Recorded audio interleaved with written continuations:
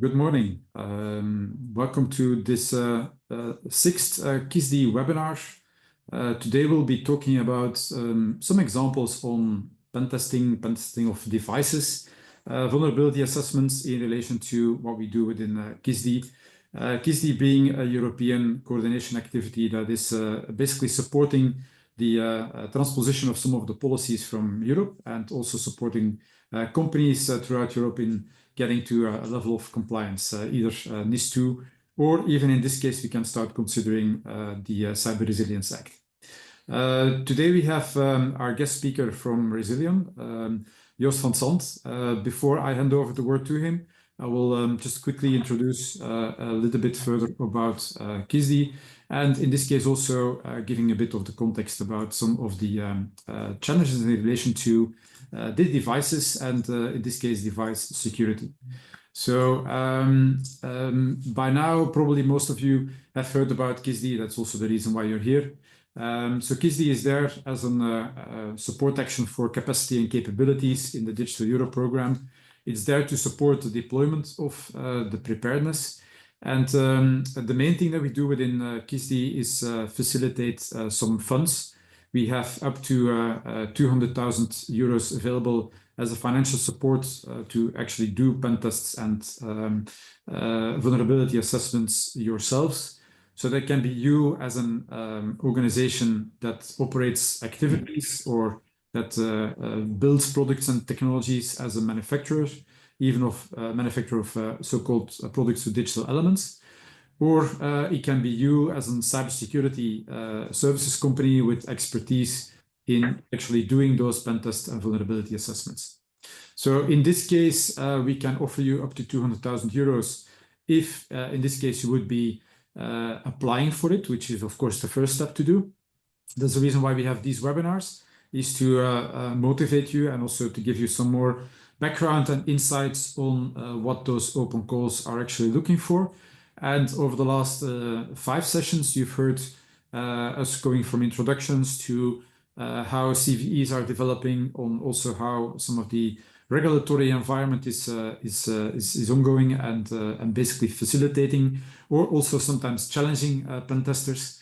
Last week we gave some more insights on some of the applications which we are up to now receiving and giving some hints on how you can actually improve your proposal, which we are expecting by April 7th at 5 p.m.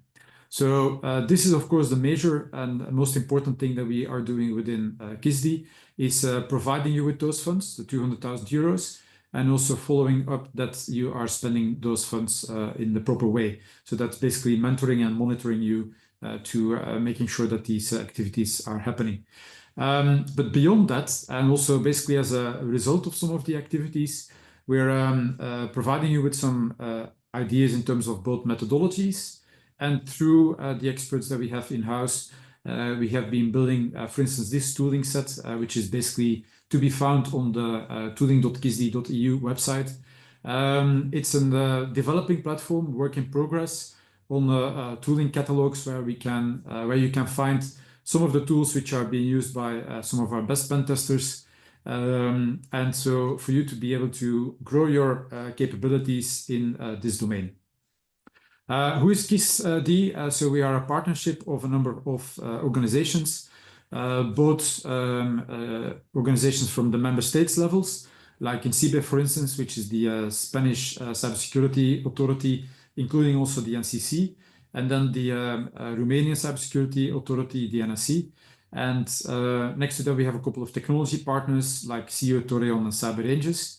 Ourselves as LSEC being a non-for-profit association supporting the industry developments, and then our partners from Funding Box, which are there to facilitate the open call activities. So beyond the just the mere funding, we offer to the participants also access to markets, in this case also access to additional industrial resources, and definitely also access to, in this case, the member states' interests and activities. And so therefore we have invited specifically one of our partners in another activity which is called Crazy. I'll talk about that a little bit later on. And Resillion, in this case, represented by Joost van Zand, has been doing a lot of work in the last couple of years in terms of assessments of devices and appliances. Previously, in the previous webinars, we've been more focusing on network pen testing and assessments. But within CYSSDE, we can also offer you the same financial support to do device testing and assessments. So therefore, happy to have you here, Joost, and I'll stop sharing my screen here and basically hand it over to you to talk a little bit more about some of the things that you have been working on within Resillion in the last couple of years when it comes to pen testing and assessments of devices. So thank you for being here, and good morning again.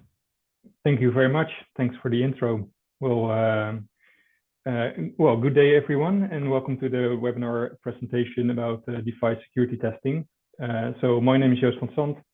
I'm really excited to take you through the world of cybersecurity testing, the device testing.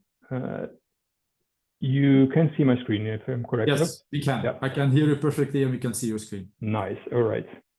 So, well, cyber threats are evolving rapidly, and connected devices play a really important role in our daily lives nowadays. So it can be smart home devices, medical equipment, and industrial control systems.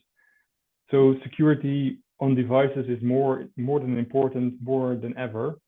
And today I'll take you through the why of device security and device security testing. Why is it important, and how do we test for vulnerabilities, and what is the real world impact of security flaws in devices in this case? So let's get started. Before we dive in, let me give you a quick overview of what we'll cover today. We'll start with an introduction about myself and my background, followed by an overview of different cybersecurity testing methods. From there, we'll focus specifically on device security testing. What is it, why it matters, and how we approach it. And then we'll present some real life examples of security vulnerabilities we've discovered in the field. And finally, we'll wrap up with the Q&A session, and I'm more than happy to answer any questions if there are still questions left at that moment. But let me introduce myself first. I've been working in IT since about 2003, gaining experience at companies such as ING Bank, Rabobank, ABN, Tipco, Transavia, so quite a lot. And over the years, I've developed a strong passion for cybersecurity, security. And actually from 2017, I decided to fully specialize myself in offensive security. So since then, I've been working as an ethical hacker, penetration tester, and try to help and find and fix vulnerabilities for companies before any malicious attacker will do that. And currently, I'm working for Resillion, which is based in Hoofddorp in the Netherlands. And I'm living close by in Haarlem together with my family, my kids, and my dog. And Resillion is a global company specialized in total quality. So we have expertise in various fields like quality engineering, cybersecurity, conformance testing, and content testing. So together we have a total of 30 years of experience, and we have approximately 600 employees worldwide, as you can see in the map. We work closely with businesses to improve IT security and ensure that their products meet the highest standards.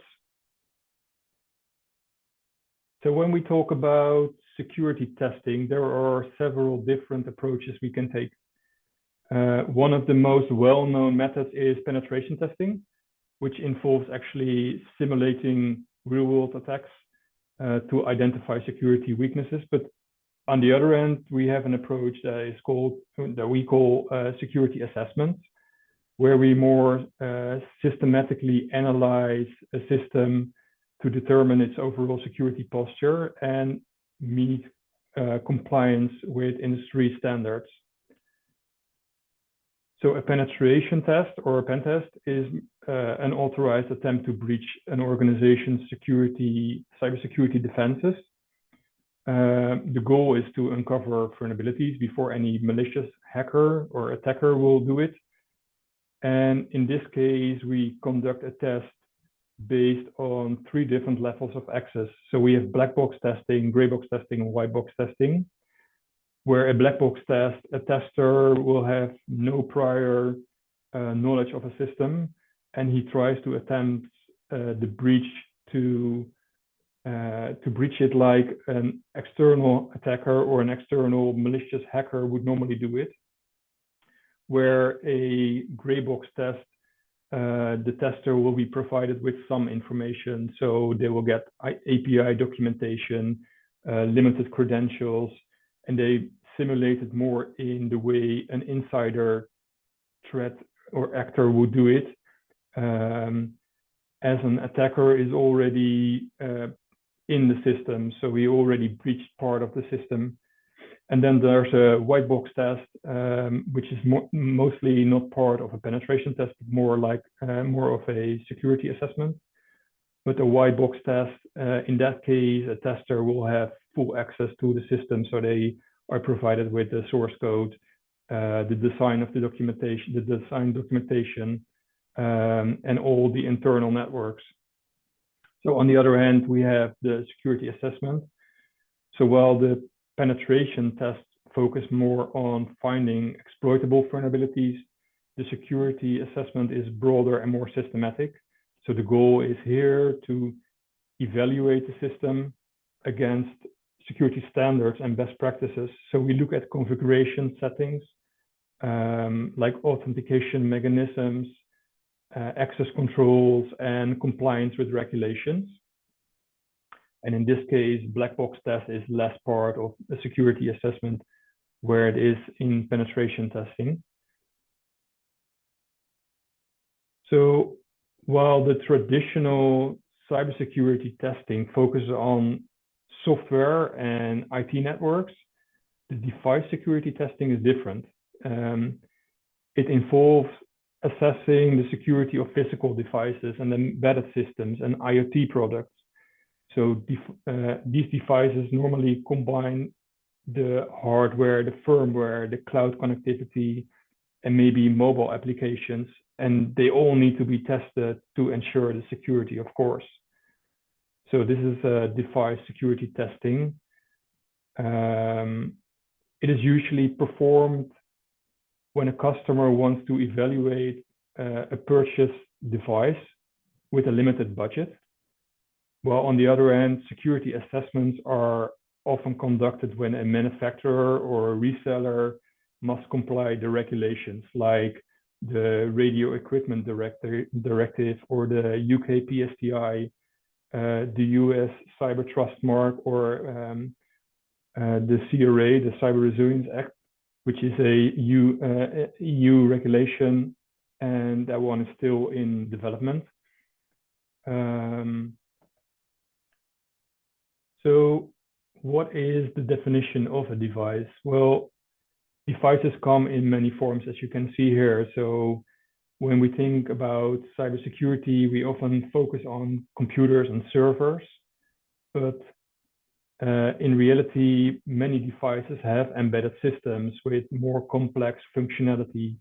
So these can, as you can see here, include industrial control systems, or smart home devices, or drones, or lamps, or medical equipment, or maybe automotive control units. So each of these devices present a unique security challenge. And on the other hand, one of the more unusual but also important device security testings we've conducted was on this hydrogen city bus. One of the clients needed to ensure compliance with the UN regulation, the R155, which sets cybersecurity requirements for road vehicles. So one of the research questions in this case was, can an attacker gain control over the bus via its telemetry link to the cloud? So, and as you can see in the picture, we eventually succeeded in this. And on the other hand, another area where cybersecurity plays a large role is in harbor logistics and container management. So modern harbors rely heavily on automated systems nowadays to track and control the container movements. But the question is, what if a hacker can manipulate these systems? So one of the key security questions we explored was, can an attacker gain control over the location of a container? So this has serious implications because especially in the context of drug smuggling and other illegal activities, because imagine if a cyber criminal can alter the container's tracking data, they can reroute the illegal shipment without any detection in that case.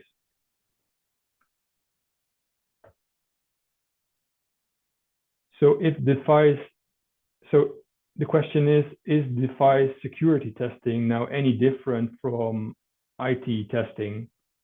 Well, actually not really. Many aspects are the same. So we have network services, we have web applications, APIs, mobile applications, but device security testing also includes testing the hardware, the firmware, the radio signals, SDR testing, and specialized communication protocols. But these add some more extra challenges. For example, the hardware testing, you should ask yourself the question, can it be physically tampered with? And radio and SDR testing, can wireless signals be intercepted or spoofed? And can we reverse engineer the unique communication methods of a proprietary protocol? So that makes it different from IT testing. But when we talk about device security, it's not only about testing the device itself.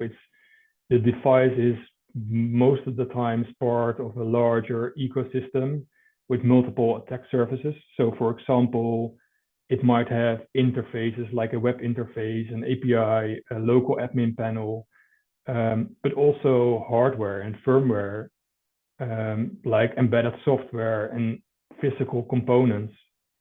And there might be accessories as well, like sensors and actuators, industrial instruments that all interacts with the device itself.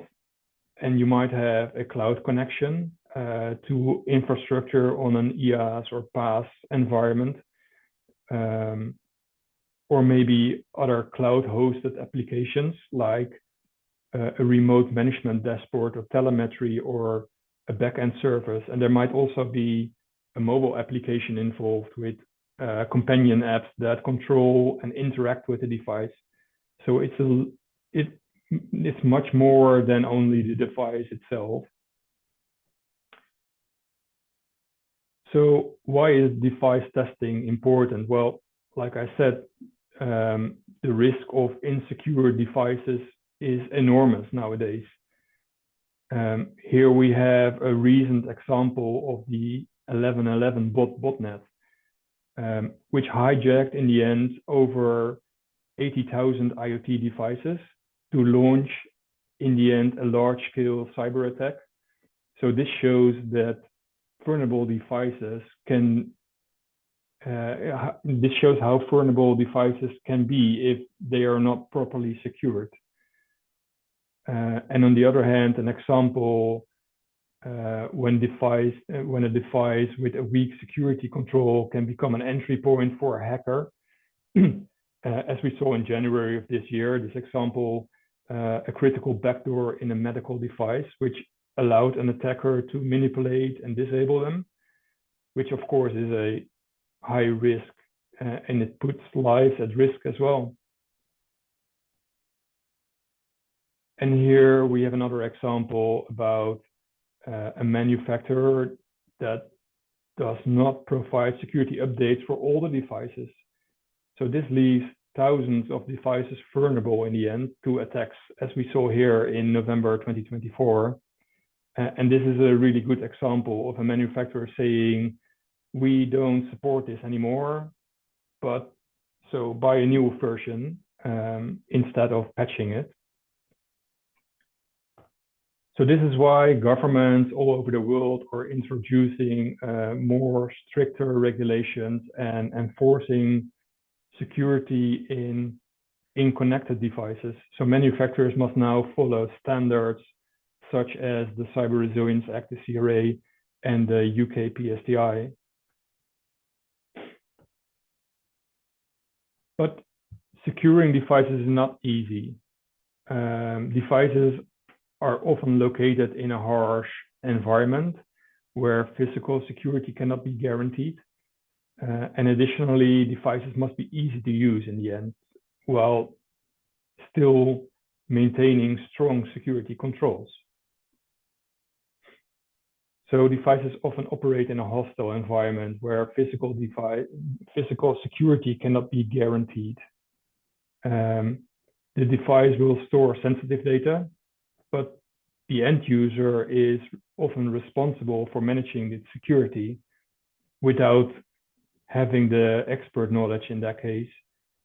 At the same time, the device must be easy to use. Too much security can make users frustrating, leading users to disable the protections. They need to be secure by default, but still simple to install and operate. And then there's updates.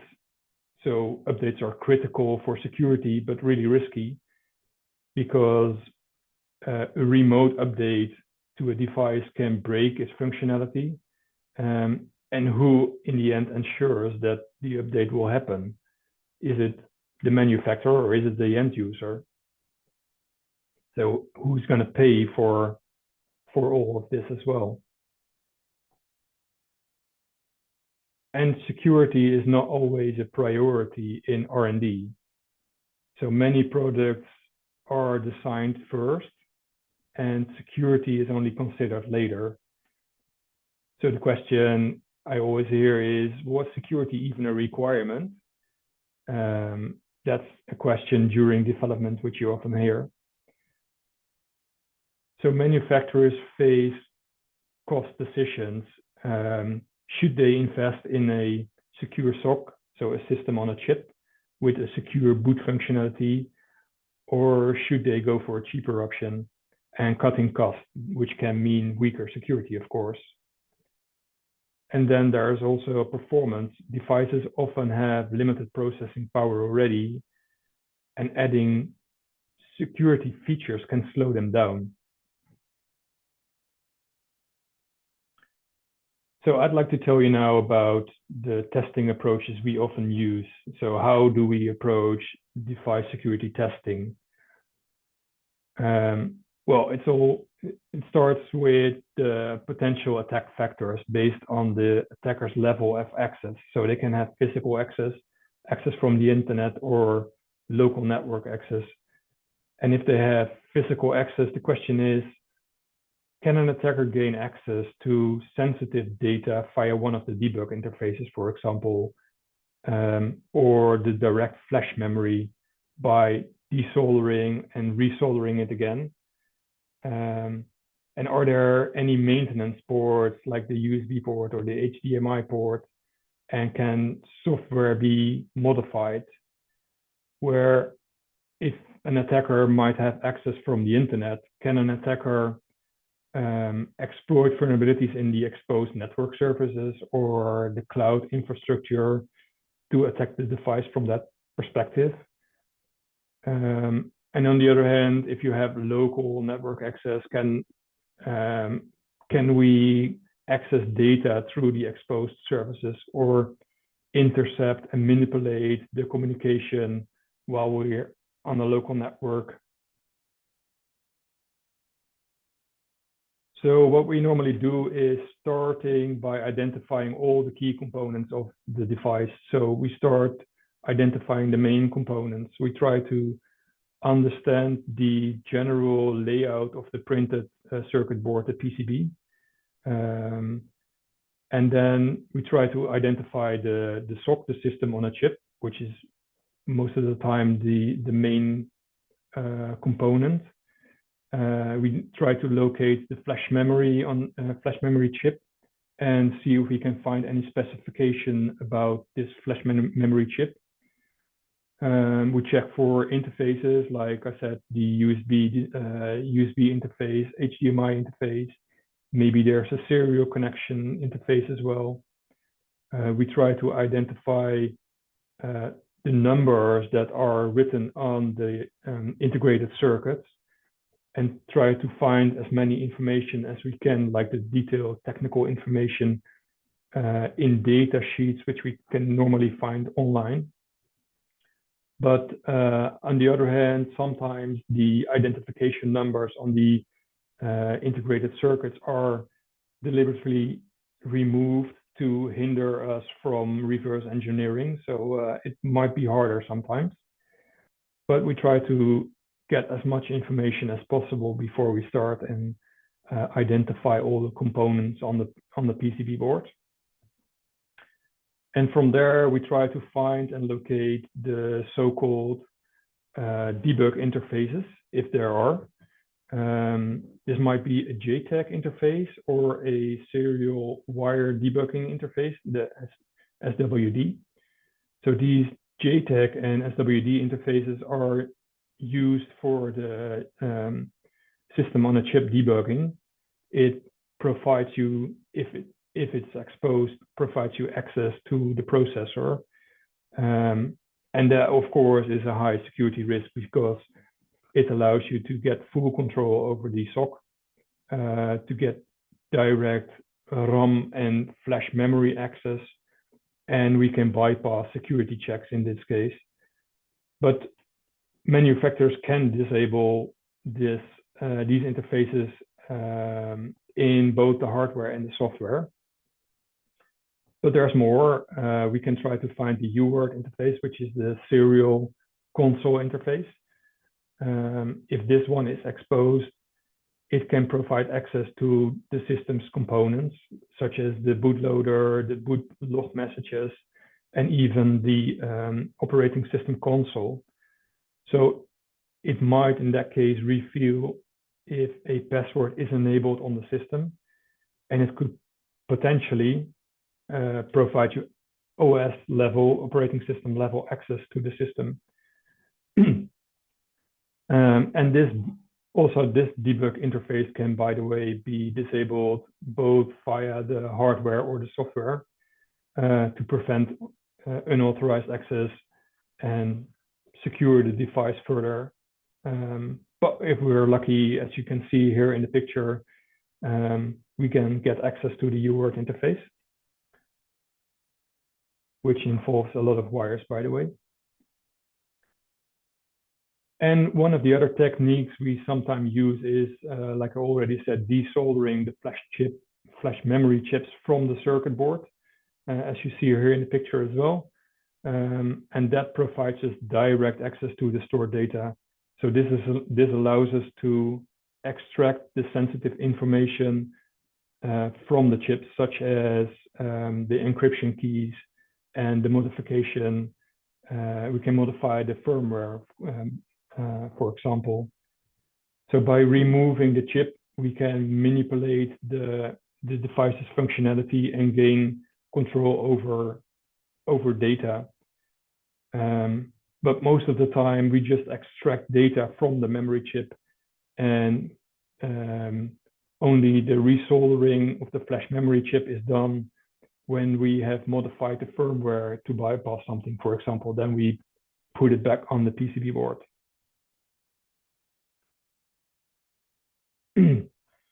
And there's also inter-component communication with bus systems. So there's bus systems like the I2C, SPI, and serial interfaces or serial communication. And this allows us to read and control or or this allows the SOC to read and control other components, such as sensors and actuators, LEDs, and flash memory. But attacks on these buses can lead to sniffing sensitive data, such as communication between the SOC and the flash memory. And they also enable us to manipulate the traffic, for example, by opening physical logs and alter the sensors data, for example, which gives us control over all the critical device functionalities. For example, if you have a smart lock on a door, then the question is, can you open the door by injecting the open door command into the lock? That's what can be done via this intercomponent communication. And we also test the device's firmware. So by extracting the firmware content, it allows us to discover if there are static passwords or encryption keys, or there are binary files which we can reverse engineer. And maybe there's configuration files in there. And you can also automate this with the automated analysis tools like EMBA, which enables pattern analysis and file extraction for you. So this helps you to uncover hidden vulnerabilities. Vulnerabilities can also identify risk in password files, which offers us more insight into the security weaknesses of the system, of course.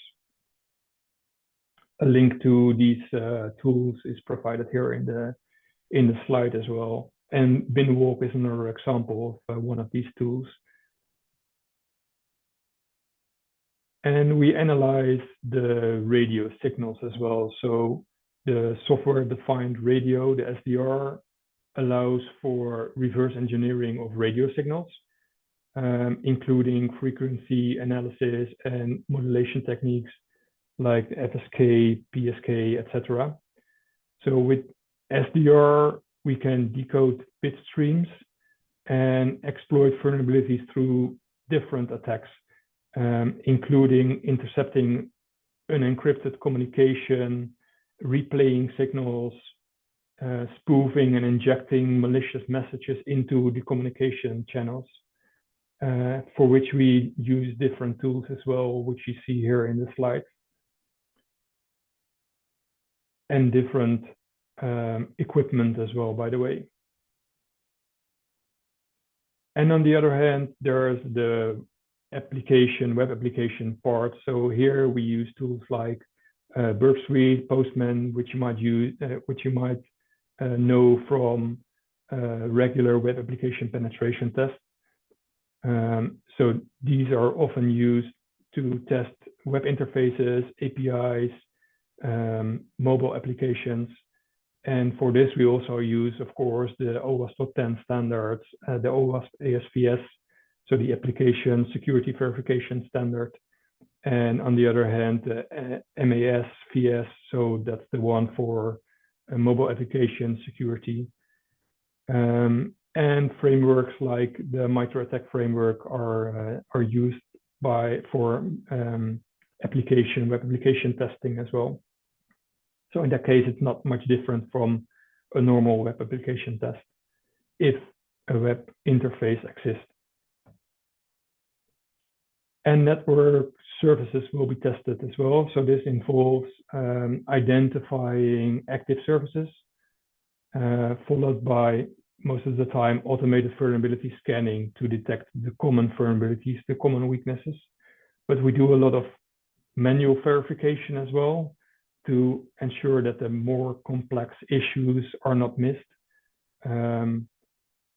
For custom services, like binary protocol analysis and reverse engineering, we do to understand the proprietary protocols of the device as well. And this enables us to find vulnerabilities that the automated tools might overlook. So this approach helps us to ensure that security for both the off-the-shelf and the custom network services will be covered.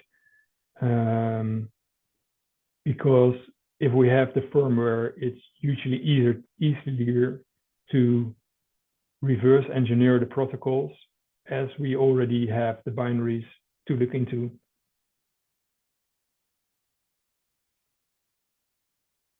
So now I'd like to show you some real life examples as well. So in this first example, we've discovered an IoT device that used hard-coded credentials for its MQTT communication. So MQTT is the message queuing mechanism, message queuing system that is often used in devices to send messages from and to a device or a cloud environment.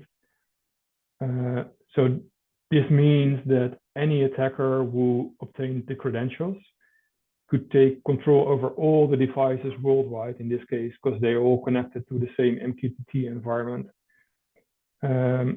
So here in this case, to give you some background, a device for a specific client connects to the cloud via MQTT. And MQTT was in this case used in two directions. So to receive commands from the cloud and to send the telemetry back to the cloud. And what we found out in this case was, well, one, the firmware was available for download on the vendor's website. But we were also able to extract the firmware and in the firmware find the MQTT password, which was not unique for all the devices, was not unique for devices. And we connected to the MQTT server and then subscribed to all the topics, which has all the messages on it. So this was considered as a critical risk, of course, because anyone on the internet could gain administrative access to all the devices of this specific client.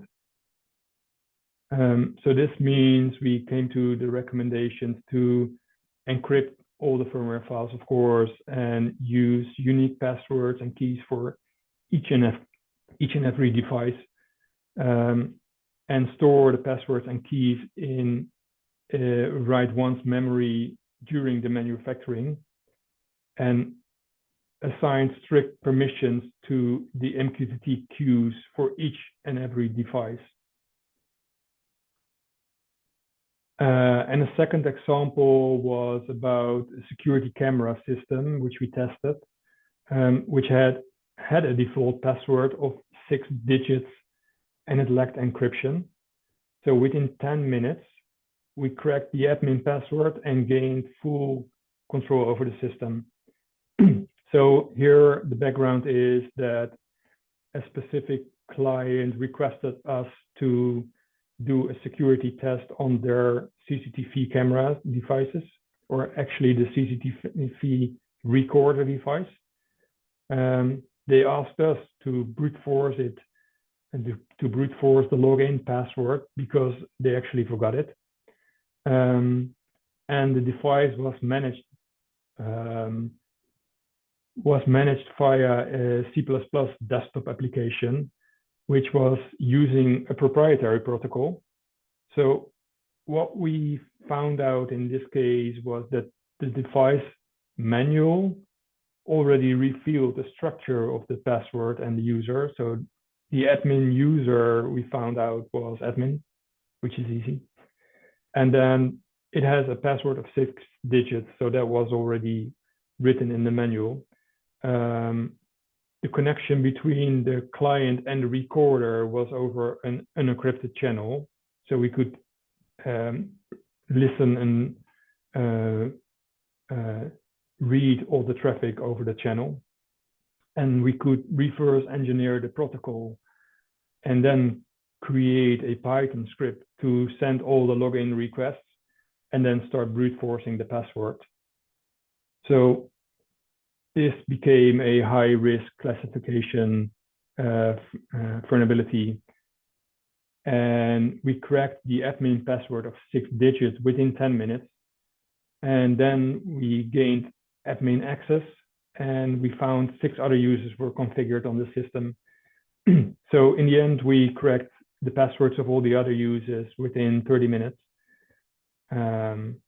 which was nice, of course. And then, yeah, we did a lot of recommendations.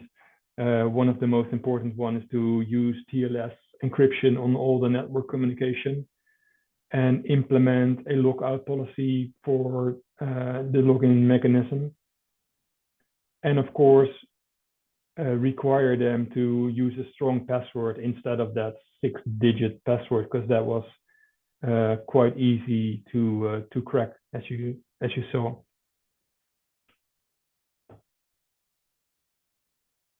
So device security testing is really important in today's interconnected world. So by identifying vulnerabilities early, we can prevent major security breaches. Hopefully you all enjoyed this, and thank you for your attention for now. And I'll be happy to answer any questions if there are any left. Thank you very much, Joost. That was very interesting and very insightful. So good to see that. So yeah, I think I can maybe quickly add on and just reminding all of the participants to ask their questions in the chat or in the Q&A parts. But let me quickly finish up with a couple of additions on the parts where Resillion and ELSIC are also working together, and that is basically in the domain of this CRA, so the Cyber Resilience Act. We have an additional activity which is called CRAZY, standing for CRA Made Easy, where we are working together with a number of entities and partners, such as, in this case, Resillion, to facilitate the challenges. Also, the way that Joost was explaining. And what we basically aim to do is, in the same lines as what Joost was indicating here, is providing more resilience. The CRA is basically a piece of legislation that was basically released at the end of 2024, just before the Christmas break. And as Joost was also indicating, there is still progress on the development of the CRA, but it is there. And so basically all products with digital elements which are being put into the European market as of December 2027, which is still a bit down the line in terms of time, will need to be able to show that they are having a serious basic level of cybersecurity that has been conceived, that has been engineered, and that has also been designed and executed upon. So a number of those devices, such as, for instance, some of the devices that Joost has shown, which are critical devices or which are devices related to, for instance, security, class 1, class 2, will need to be able to show with the proof that the security has been done. Other devices, more general devices, will be able to surface with a set of declaration, but still all of the devices will have to get this additional level of cybersecurity. So therefore, the CRA is trying to help, in this case, the additional security of those devices, and we within CRAZY are trying to provide with some tools and some additional advisory methodologies how to do that, specifically in terms of securing those devices and applications. And then beyond that, we are aiming to also help out in the assessment of those devices. So therefore, we have a series of partners, including Resillion in this case, but also a legal partner called Timelix, some technology partners that help in the assessments, and also some governmental partners that will be able to also assist towards the further deployments and the further enhancements of the CRA as we speak. So if you are having those types of devices, and if you find, for instance, through the mechanism that KISMI is offering, so 200,000 euros, that there are some vulnerabilities, then we can probably help out within CRAZY as well in order to get your devices more secure. but also in order to provide you with some additional guidance on how to get to the compliance for this, and making sure that you can get to the next level of this level of security. So for that matter, we definitely encourage you to continue following the activities that we do within not only CYSSDE but also within Crazy. And just as a final slide in this case, to provide the contact details if you would like to get in touch. So using the general email address of Crazy, or of course you can reach us via the CYSSDE mechanism as well. So beyond this, and thank you very much again, Joost, for your inputs Thank you. And suggestions. And yeah, I think the one of the challenges that we definitely see is one of the pointers that you made in the presentation. That is some of the test channels actually that are there. I think it was in one of your first slides in relation to the different components. So those environments are there really to help assessing whether a device is functional. But in what ways would you see, or would you say that potentially criminals or hackers could also abuse those different ports and those testing channels? And which testing channels do you mean exactly then? Yeah, I didn't note it down here. That was basically. You mean like the interfaces like USB and HDMI, or? No, it was one of your earlier slides. Maybe if you can quickly share them again, and I can point you out. I can. And in the meantime, there are some questions. Diana is asking if you can get your contact details. So I'm assuming that you're inspiring also her to do some additional assessments. And so I think it was a bit earlier or later. That I don't know that. No, further on.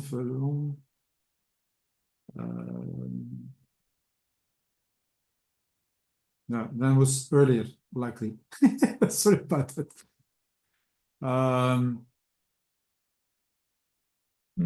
Yeah. No, it cannot be there. So then, no, it was, I think the two interfaces that you talked about. Yeah, you mean the debug interfaces? The debug interfaces, exactly. Yeah. Yeah, okay. So it depends. If a manufacturer removed it, then it's of course hard to do it, let's say, because they can disable it in the software or in the hardware, so they can remove it from the hardware. That makes it, of course, really difficult. But if they disabled it in the software, it makes it more difficult as well. And there are, like I said, multiple debug interfaces, so it also depends. But an attacker needs to have physical access to these components and to this interface, of course, as well. So yes, they can abuse it, but it all depends, of course, where the attacker is physically located, if they have access to the device, if the debug interfaces are available or disabled. But yes. Okay. Yeah, and so in the worst case, what can a debugging interface be used for? Is it would it be feasible to get actually access through the debugging interface by means of DDoS attacks or something inside of the device? Well, if that device is connected to the cloud, then you will get access to more devices, of course, via that cloud interface. But the debug interface itself might provide you access to the operating system. So you have like a real console interface where you can find all the stored passwords, configuration files, but also the cloud connection. And from there, you can make the cloud connection and indeed create your DDoS attack. Yep. And in how many cases, I mean, to to dwell a little bit further on that particular example, in how many cases would you see those types of debugging interfaces being made available or still haven't been removed in this case, maybe? Well, it depends. I think it depends on the price of the device. So if you look at an iPhone, they will have it removed, but that's also an expensive device. If you look at well, really cheap based on Raspberry Pi kind of devices, then it's still there because it's a cheap device and they don't bother removing it. So they leave it on. So it depends. Nowadays, you see more often that they removed it, but the older devices still most of the time have it. Yeah. Understood. Okay. So Diana is also asking in the questions, do you also pen test 3D printers? Have you had any experiences there? I have not done it yet, but of course I'm willing to do it because well, they have the same kind of hardware, the same kind of thing. So yeah, would be fun. Okay, maybe she can reach out to you on that topic. Definitely. Yeah, I think specifically, likely in terms of 3D printing, if somehow, of course, you're able to catch some of the instructions being sent to the 3D printers, then you can actually get a lot of intelligence, specifically for high-profile types of prints. Yep. Just thinking about some of the very expensive types of equipment which is being printed these days. So I guess that's a very interesting question also from to ask for. Yeah, and most of the times the drawings are stored on the 3D printer itself as well. So if you can extract all those kind of information, that can be sensitive information as well. So that can be interesting. Yeah. Okay, an interesting one to follow up on for sure. Geert is sending just a comment on the question, but he says, thank you, very interesting. And of course, we can vouch for that. Thank you. And Anders is asking if it is possible to get the PDF of your presentation. Now, in any case, okay, super. Now, in any case, Anders, you will also be able to replay this webinar because we have been recording it, and we will publish it likely in the next couple of days on the CYSSDE website. And so, in this way, you can review everything that Joost has been talking about. Okay, Joost, well, thank you very much. Maybe a question in addition, are you or any of the colleagues considering participating in the CYSSDE Open Call? I have not been thinking about it, but maybe, yeah. It's maybe also an interesting one that some of the colleagues or participants here in the webinar can reach out to you for. Maybe that's also what they have in mind. Yeah. Because I think a joint combination could be very useful. So I would very much welcome, of course, your insights and participation to this for sure. Yeah. Okay. Are there any recommendations that you have to those? And then I'm thinking, of course, about our joint role as partners in the Crazy activity. Are there any recommendations that you would like to give to manufacturers of products to digital elements in terms of processes and mechanisms that they should be developing or should be having when it comes to the developing of the products or new products? Well, the case of remote updating and think about how to update these kind of devices is something I would like to challenge them with, because that is what I often see, that the well, one side debugging interfaces are open, but then the other side these kind of devices are really running outdated software, and there's not a real secure and safe way to update these devices specifically remotely, because you don't want to send an engineer to all the devices in the field and have them updated one by one. So yeah, if they can think about a nice, good solution to do that will be helpful, I think. What about things like secure development processes and actually secure by design types of design developments. Is that something that you are also considering when manufacturers are bringing their devices over, that helps you out basically in a quicker assessment or a better assessment? Not sure about that one actually, because the software is already developed at the manufacturer, so we can help them out, of course. But there's most of the time not software being developed that's running on the device and installed afterwards.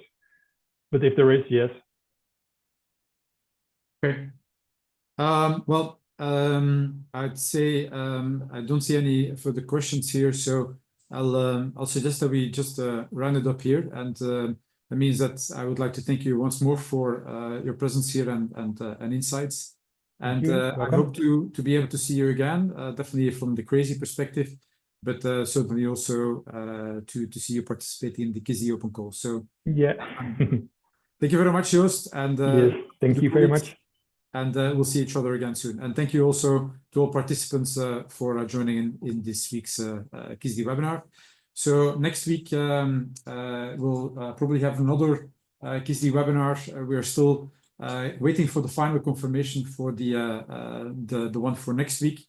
But there will be some activities in the domain of CSRDs through one of the CYSSDE partners that is able to talk a little bit more about the insights of vulnerabilities that are being presented to national CSRDs and how we can actually see those being used to support other companies thanks to the national cybersecurity centers improving the cybersecurity realms of their companies. So keep in touch, stay posted, and do follow the different webinars. And see you next week. Bye-bye. Thank you. Bye.